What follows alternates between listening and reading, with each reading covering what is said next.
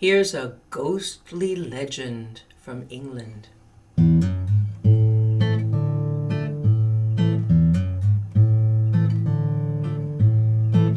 The Headley Coo was a huge hobgoblin who haunted the town of Headley. The old wives said he could change his shape into things both plain and ugly. That's why the neighbors warned the old woman to hurry home fast as she could. You never know what could be there lurking in the woods. Don't worry about me, said that cheerful old woman as she started on her way. I'm the luckiest woman I've ever met. Each day is my luckiest day. And she was a lucky old woman, because she was an optimist. Why, if you gave her a rotten apple, she didn't point to all the parts that were bruised and brown. No, she'd turn that apple round and round till she came to even one small part that was fresh and sweet. Then she'd be thankful she had even something to eat. I'm the luckiest woman I've ever met. Each day is my luckiest day. So don't be worrying about me and that coo in the woods. What if I come upon the Headley Coo? I'll invite him home for tea. Don't worry about me. And so she started, against all good advice, into the woods to take the short road home to her cottage. And as she walked the wooded path, she happened to notice, hidden by some tall grasses, a big iron pot. Well, look at that. What a fine-looking pot. Far better than any I could afford. I knew it was my lucky day when I started off this morning. I'll take it home and I'll make myself a stew. But as she came closer to the pot, she noticed that there was a big gaping hole in its side. Well, it's not a pot fit for cooking in, but, well, it will make a fine pot for flowers. And so she lifted the lid off of the pot, and that's when she saw, lo and behold, it was full of gold. Well, now, I'm rich. I'm the richest woman in the town of Headley. She took her shawl from her shoulders and she wrapped that gold around. She started down the road for home as she dragged it on the ground. As she was dragging that sack of gold, she was thinking, what could I do with such a treasure? I'll buy myself some curtains. I'll give some away. Oh, I knew it was my lucky day. Well, as she dragged that gold down the road, she looked over her shoulder and she saw it wasn't gold at all. She was dragging along the ground in her shawl. It was a huge lump of silver. Oh no, whatever happened to all that gold? Oh, never mind that. What would I be doing with all those little pieces of gold with my butter fingers? I'd be dropping them here and dropping them there. No, a big unified lump of silver is a far easier thing to carry. I'll take it to the silversmith. He'll make me some silver candlesticks. Now that would be fine. I'm the luckiest woman I've ever met. Each day is my luckiest day. As she was going down the road thinking of lighting candles, she looked over her shoulder. It wasn't a lump of silver at all she was dragging along the ground in her shawl. It was a huge lump of iron. Oh, well, now whatever happened to my silver? Oh, never mind that. A big lump of iron's far better than silver and gold. Well, what would I be doing with all that wealth First thing, I'd have to put a lock on my door to protect myself from thieves in the night. No, a lump of iron is a fine treasure. I'll bring it to the blacksmith and ask him to make me a plow. I'll dig up a garden. That's wealth now. I'm the luckiest woman I've ever met. Each day is my luckiest day. As she went down the road, thinking of everything she'd plant in her garden, with the plow that would be made from the lump of iron, she looked over her shoulder and it wasn't a lump of iron at all she was dragging along the ground in her shawl. It was a huge, ordinary stone. Oh, haven't I been looking for a stone just that size to hold my door open in the spring? I knew I was a lucky woman the moment I awoke this morning. It's been a good day. She leaned down to tuck her shawl more carefully about that big heavy stone when suddenly the stone began to tremble and move. 4 lanky legs grew from its bottom. A huge head with fiery eyes came from its top. Its tail whipped about. It reared back a hideous head and it laughed a raucous laugh. Fancy me, getting to see the real-life Hedley Coo. How do you do?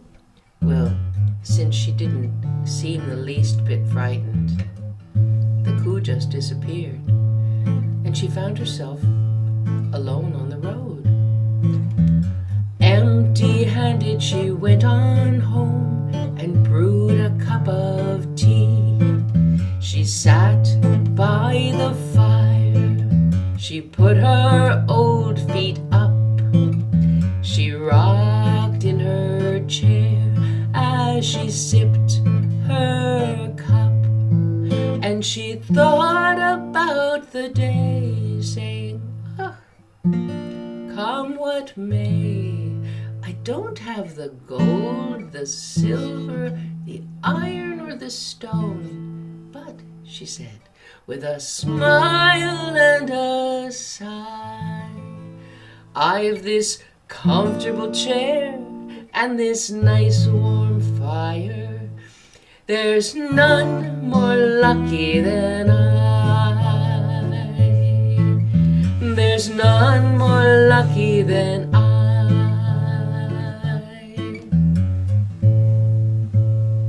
Oh.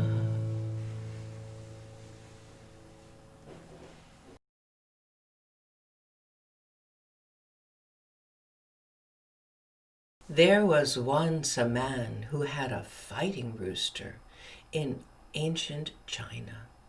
He brought his fighting bird to a trainer and said, I want you to take this bird and make him a champion. I want you to transform him into a fierce fighting machine. And the trainer accepted the bird. The man returned a week later and looked at his bird. Oh, why, that bird's neck feathers are down. You've ruined him. No, said the trainer. The bird's not ready yet. A week later, the man came back to look at his rooster and said, oh, look what you've done to him. Why, his tail feathers are down. He's not strutting around anymore. What if you've ruined him? No, no, no. Not ready yet. Another week passed, and the man returned to see his rooster, and there was the rooster, standing serenely, standing calmly. What have you done to my fighting bird? Said the man. You have ruined him. No, no, said the trainer. See how calm he is today.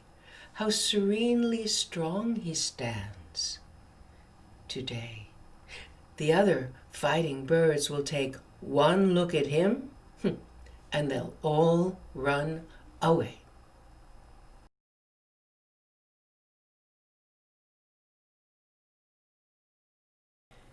Here's an old Aesop's fable about the power of gentleness.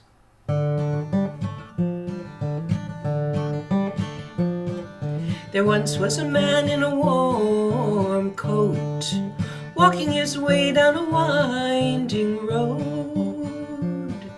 The sun and the wind high in the sky watched the man as he walked by.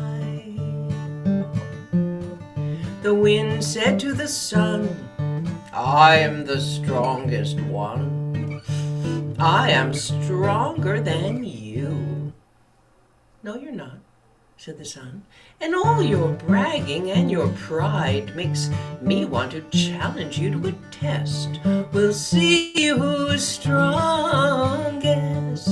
"Ooh, a contest," said the wind. "Let's do something exciting. An avalanche, a hurricane, a tidal wave." No. I wasn't thinking of anything quite that violent." Wind, look down." And the wind turned a huge cloud face toward the earth and saw that man I was just singing about. He was walking along wearing a nice new warm winter coat. Sun said, "Here's the contest I propose. Which of us can take the coat off of that man? Which of us can take the coat off of that man?" "Oh, take the coat from the man," said the wind. "That's too easy for a contest. Well, I'll smash him into trees. I'll take his coat off with ease, because brute force works all the time." And here's what happened. The wind blew hard down the road, but the man held ever more tight to his coat. The wind blew loud, the wind blew cold. The shivering man, he buttoned up his coat. It blew so hard the birds clung to the trees. The world was dust and swirling leaves. The harder the wind blew down the road, the tighter that man clung to his coat. The wind blew so hard the man put up his collar. He buttoned his buttons. He clutched his coat about his shivering shoulders, and he resisted the force of the wind. Then it was the sun's turn.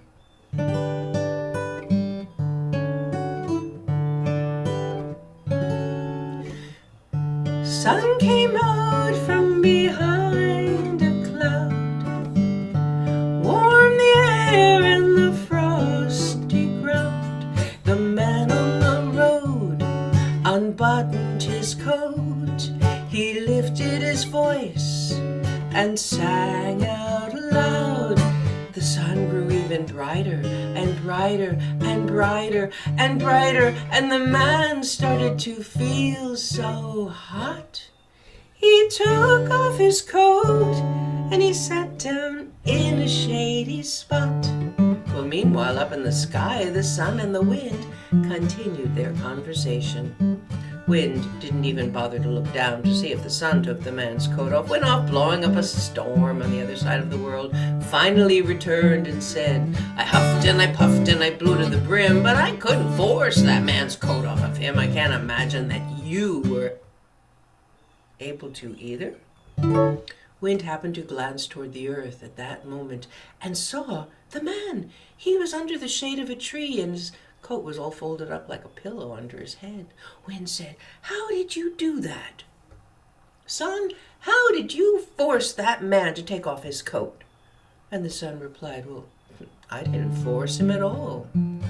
He took off his own coat. I was gentle and warm. I lit the day. Through gentleness I won my way." "Oh, there must have been a trick," said the wind. "Well, something else you did." "Well," said the sun, "there was one more thing, but it wasn't a trick. It's a skill. I'll show you." And the sun just smiled. You can do lots of things, they say, in this world with a smile.